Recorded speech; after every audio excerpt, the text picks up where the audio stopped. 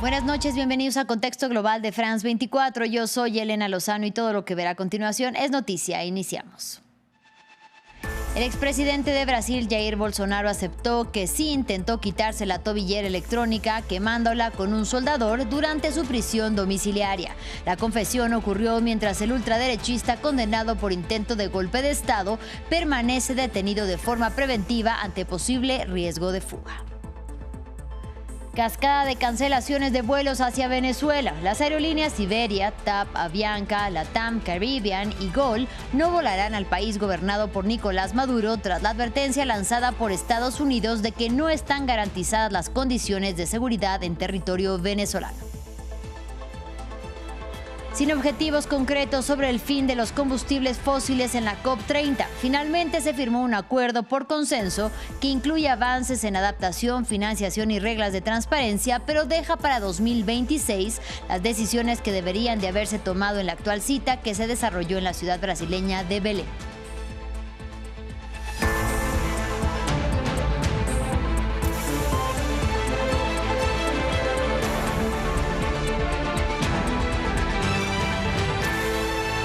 Iniciamos en Brasil. El expresidente Jair Bolsonaro aceptó que sí intentó quitarse su tobillera electrónica quemándola con un soldador. La confesión ocurre mientras el ultraderechista, condenado por intento de golpe de Estado, se encuentra detenido.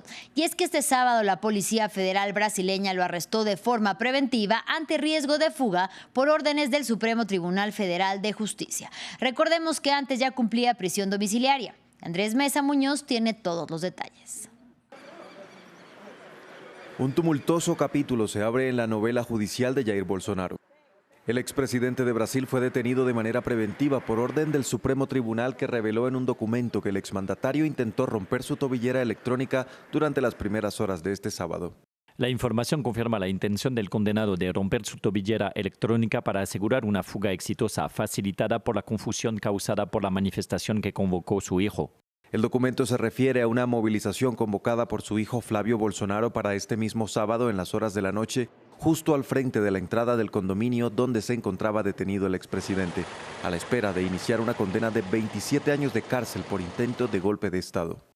En este caso, la eventual realización de la supuesta vigilia constituye un riesgo altísimo para la efectividad de la prisión domiciliaria decretada y pone en riesgo el orden público y la efectividad de la ley penal. Para el tribunal existe un riesgo de fuga y destaca también la cercanía de la residencia de Bolsonaro y la embajada de Estados Unidos en Brasilia, donde se cree que podría buscar asilo.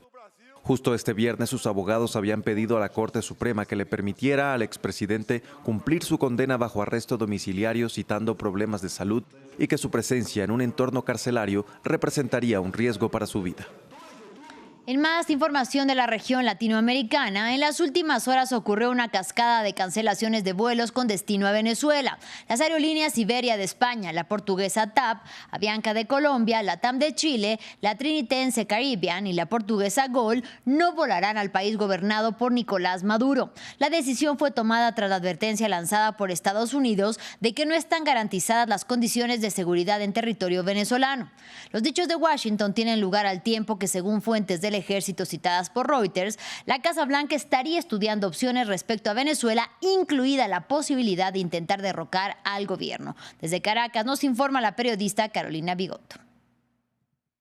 La aerolínea española Iberia, la portuguesa TAP, la colombiana Avianca forman parte de las 6 que este sábado han decidido cerrar sus operaciones con Venezuela. En el caso de TAP ha dicho que se trata de 90 días de suspensión, pues las demás lo irán diciendo en días sucesivos. Esto se debe, recordemos, a que desde el mes de septiembre el gobierno de Donald Trump hace incursiones militares en nuestro país.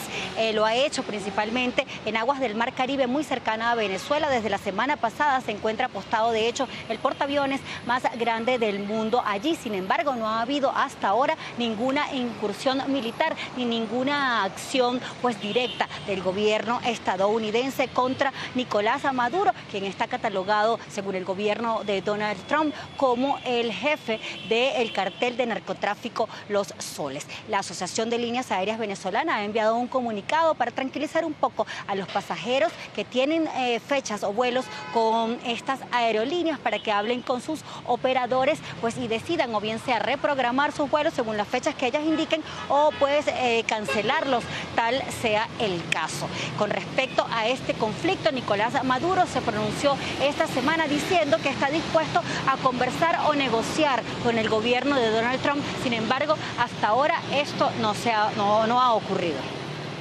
De regreso en Brasil, tras 2 semanas intensas de negociaciones en la ciudad amazónica de Belém, la cumbre climática de las Naciones Unidas, la COP30, superó el viernes su fecha límite y presentó un acuerdo que deja insatisfechos a muchos países. Y es que carece de objetivos concretos sobre el fin de los combustibles fósiles y el impulso a la reducción de emisiones. Un texto final fue firmado hasta este sábado e incluye avances en adaptación, financiación climática y reglas de transparencia. Para hablar sobre el tema y analizarlo, saludo con mucho gusto a Fernando Cortés Vivanco, quien es politólogo, experto en política climática y gestor de proyectos ambientales. Bienvenido y gracias por la comunicación. Muchísimas gracias por la invitación. Me parece fundamental generar estos espacios de reflexión colectiva para entender que frente a la evidencia científica, que es muy claro, es imperante y teóricamente importante una respuesta a las políticas públicas de los países como de las políticas globales para asumir estos desafíos de justicia climática. Y justamente para entrar en contexto sobre el tema y entender la importancia de la Cumbre de las Naciones Unidas sobre el clima, ¿por qué momento atraviesa la salud del planeta? Bueno, la evidencia científica es muy clara. Hablamos en el contexto, por ejemplo, latinoamericano, que el punto de no retorno, el 1.5 grados, pondría en cuestión ecosistemas frágiles como los de la Amazonía, pondría también ecosistemas frágiles de los océanos en un gran peligro. También, digamos, en cuanto a su impacto humano, recursos alimenticios, recursos del agua, el deshielo de glaciares, y todo, digamos, dentro de un entramado de otros tipos, digamos, de asimetrías de poder, como las desigualdades que se terminan también profundizando a partir de la crisis climática. En definitiva, digamos, el hecho de que no lleguemos con los acuerdos concretos en términos de política climática al 1.5, sin duda implicaría un destino muy cruento para la región latinoamericana, no solo para la naturaleza en sí misma, sino para la calidad de la vida digna de sus habitantes. Fernando, y en un momento ya bien lo dices de crisis climática, ¿qué impidió entonces que pese a que el tema de los combustibles fósiles es la mayor preocupación o una de las mayores frente al cambio climático, pero también el calentamiento global, no se haya concluido al respecto con objetivos concretos para poder poner fin? Sí, el gran problema ahí es el entramado de intereses. Hasta hoy la COP30 en Belén, digamos, que es, bueno, en principio la primera COP en la Amazonía y se construye a partir de una narrativa supuestamente muy positiva, estaba centrada en 3 cosas, ¿no? Por un lado, que los nuevos planes climáticos de cada país para el 2035, los NDCs, se entreguen, asimismo una hoja de ruta financiada para buscar alrededor de 1.3 billones de dólares al año para acción climática y un paquete político, digamos, que justamente Belén intenta conectar básicamente la intersección de ciencia, derechos humanos y justicia social. Entonces es la COP donde básicamente lo que se hace es poner a prueba el objetivo del 1.5 y la adaptación para las poblaciones más vulnerables, las históricamente excluidas, fundamentalmente en el contexto latinoamericano, hablamos de los pueblos originarios. Ahora, este es un poco el panorama global y dentro de ese panorama, un poco lo más complejo, sobre todo por la presión de los países petroleros y la falta de responsabilidad de los países del norte global, que son los responsables históricos del calentamiento climático, han frenado mucho estas negociaciones, ¿no? Ya cuando hablamos de básicamente poner dinero y poner acuerdos de renunciar al financiamiento público a actividades extractivas, esas negociaciones se terminan diluyendo en palabras y no logran acciones concretas. Entonces, son estos intereses, digamos, por un lado empresariales y por otro lado de los países cuyas matrices productivas dependen de la industria extractiva, los que terminan frenando siempre estas negociaciones. Justamente hablando de intereses, entonces, ¿qué tanto pesó, a pesar de su ausencia, hay que decirlo porque no estuvieron presentes, la influencia de Estados Unidos, de China y de, por ejemplo, Rusia, principales países contaminantes en este texto final? ¿Qué tanto pesó? Bueno, pesó muchísimo porque son países con una gran influencia geopolítica en principio, pero también son países muy responsables de emisiones de carbono. Entonces eso termina siendo determinante. Todas estas narrativas que se han ido impulsando desde América Latina, de hablar de la transición socioecológica justa, de no solo cambiar la matriz energética, sino cambiar los modelos económicos que reproducen las desigualdades, las pérdidas de diversidad.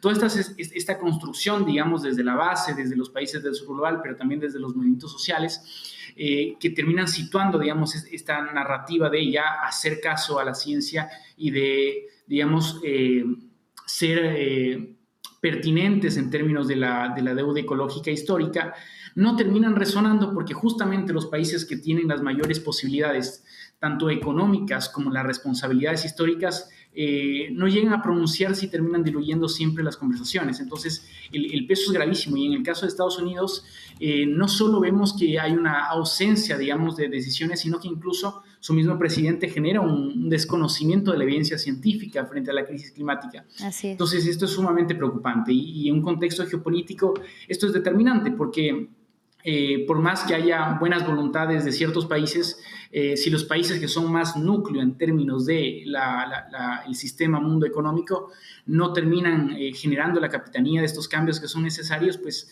en realidad todas las negociaciones terminan quedando en vilo. Ahora, brevemente, además de los combustibles fósiles, ¿qué otros temas fueron espinosos y generaron diferencias entre los países participantes? Bueno, principalmente el que tiene que ver con el financiamiento del norte global al sur global de la transición ecológica. Aquí, digamos, el contexto, digamos, de transición ecológica en América Latina siempre se ha centrado mucho netamente, básicamente, en la transición de la matriz energética, ¿no? Pero la transición ecológica es mucho más amplia y en esa amplitud implica muchos recursos, ¿no?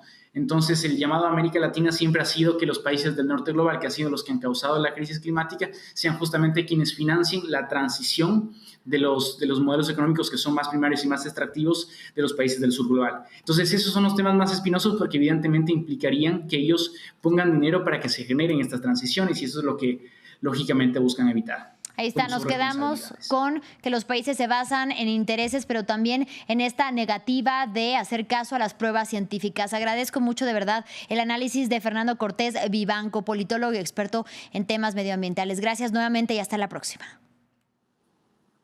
Muchas gracias.